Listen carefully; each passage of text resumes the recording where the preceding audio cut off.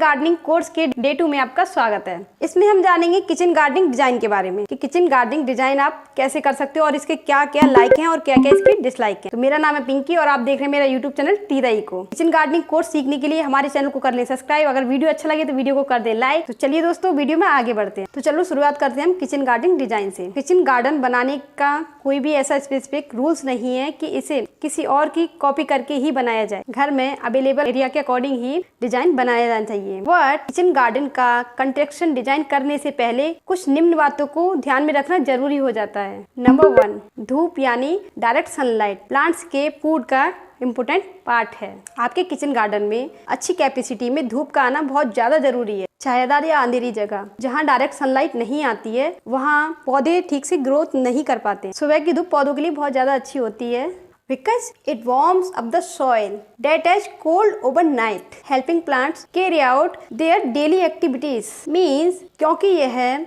Overnight की ठंडी मिट्टी को गर्म करके पौधों की डेली एक्टिविटी को स्मूथली रूप से हेल्प करती है।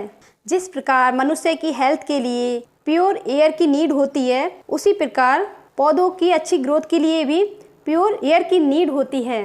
गंदे या कम एयर वाले एरिया में पौधों की ग्रोथ रुक जाती है और वो अच्छे से ग्रोथ भी नहीं कर पाते हैं। यदि आप नया घर बनवा रहे हैं और किचन गार्डन बनाने का प्लान कर रहे हैं तो इन बातों को जरूर ध्यान रखें कि वेस्ट और साउथ की दिशा खुली रहे।